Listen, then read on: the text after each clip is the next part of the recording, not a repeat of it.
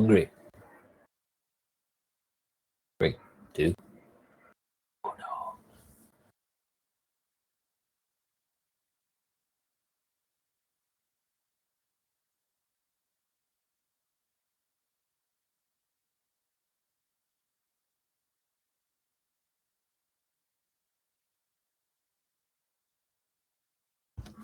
This question is, can you read a pie chart?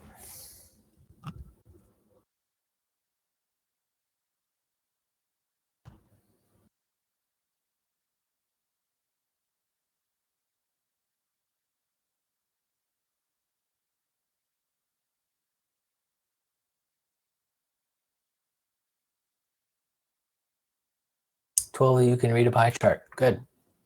If we can only use 1/3 of it, the rest is stuff we can't use, so it's wasted.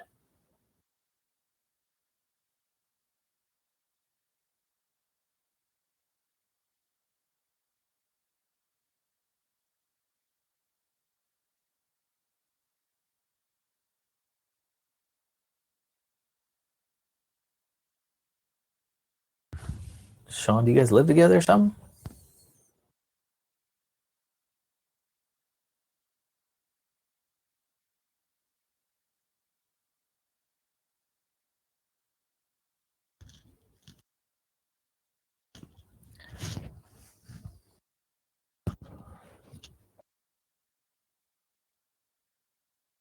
Yeah, pressure cooling is what we use today.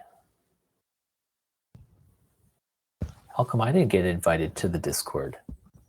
I feel left out.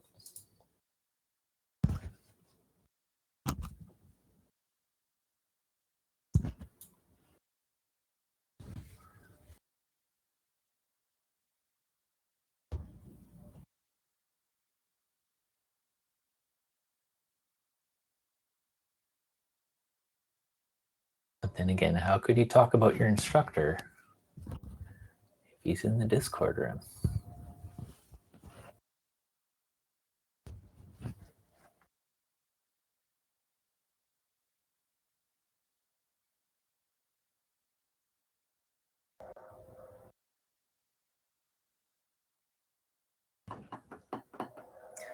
Okay. It's okay.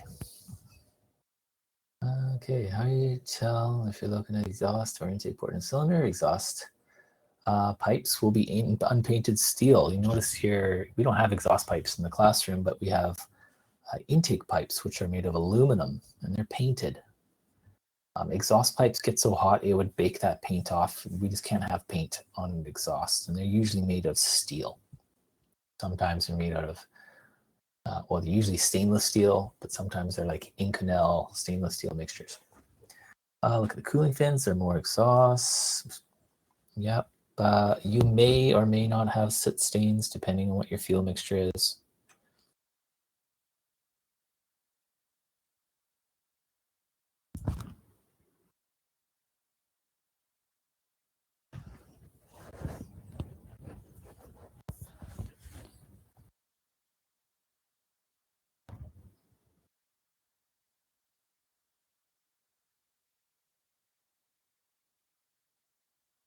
Well, hopefully you guys get some use out of the Discord room.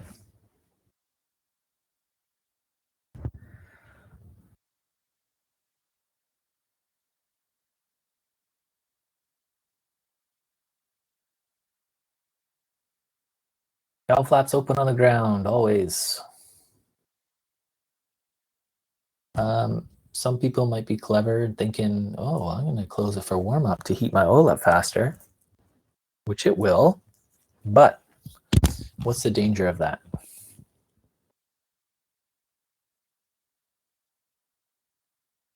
If you forget about it, your engine's going to overheat. And then, yeah, overheat could lead to detonation. Bad things happen.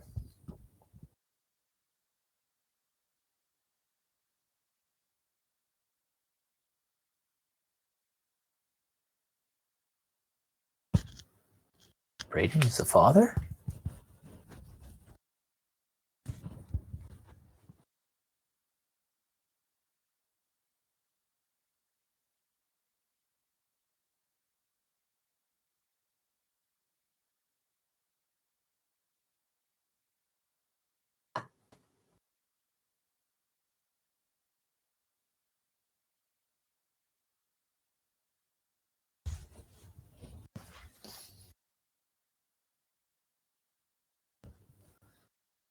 Okay. Yeah, only idle power only if your cowlings are not on, because that's part of our cooling system. There is a caveat where if you put an air scoop installed, similar to like what you see at the school's test engines.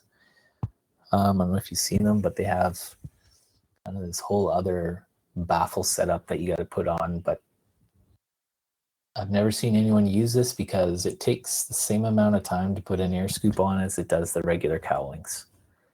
So if you're going to do that, you might as well put the cowlings on.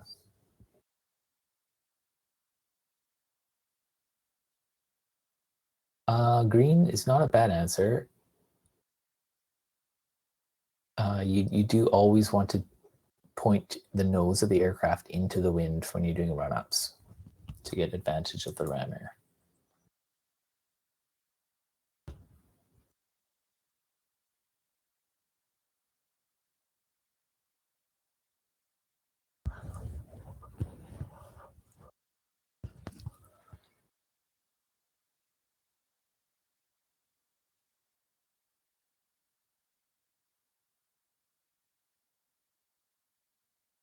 Oh, you probably didn't read that part, Gideon.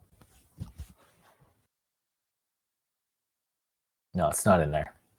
Oh, look at those good guesses. Yeah, the Boeing 767 puts out a lot of thrust. Chapter 20-5, there it is.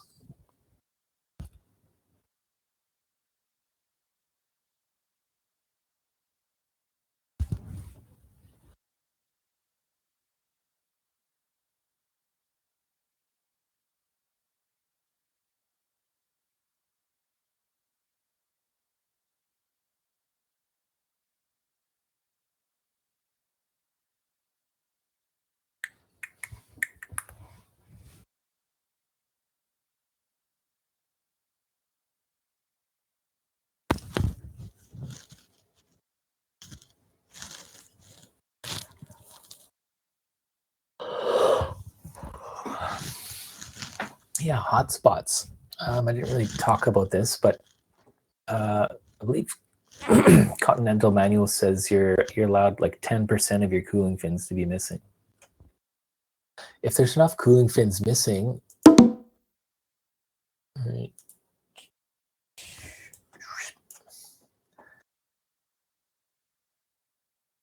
let's say we have a bunch missing in there.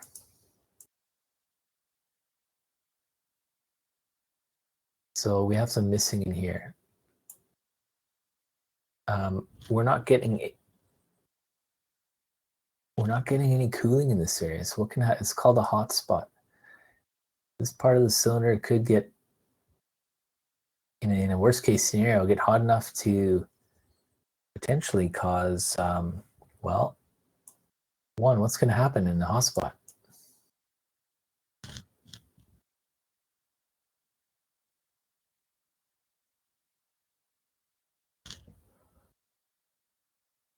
Weaken the metal, right? The different heat expansions. We can get cracks, right? If this part's heating and maybe cooling at different rates than the rest of it, we're going to, like Nathan says, we're going to weaken the metal. In another kind of worst case scenarios, maybe this spot gets hot enough to glow and create pre-ignition.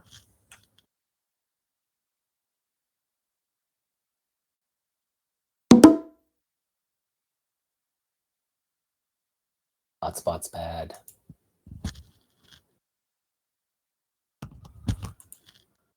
The bluey.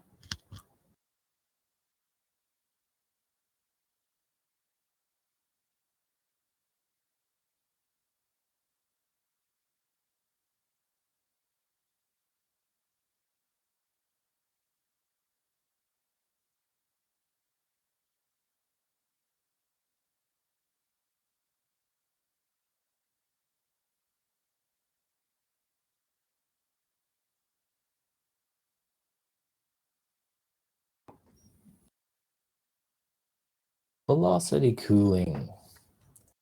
Uncowled cylinders. Yeah, we do pressure cooling.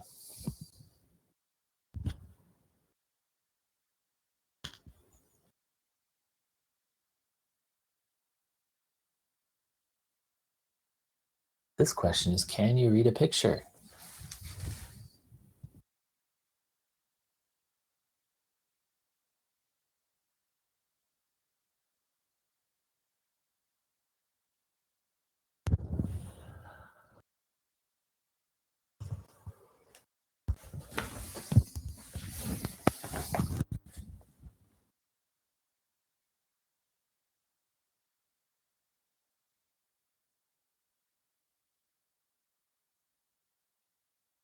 The rubber seals are around where it meets the cowling, because we can't have a solid piece of aluminum rubbing against another solid piece of aluminum. That would create chafing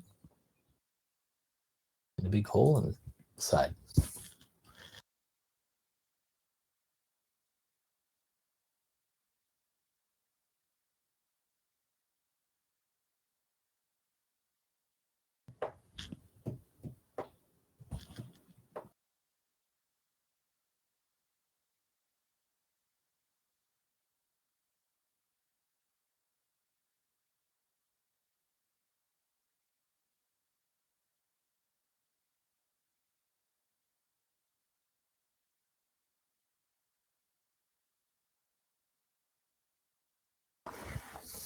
Oh, good.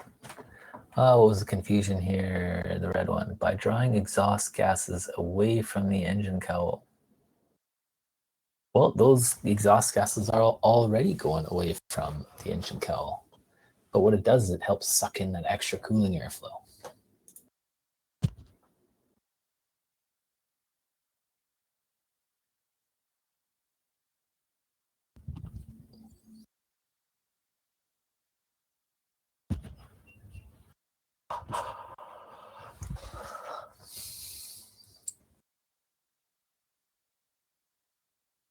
Okay, well, pretty good.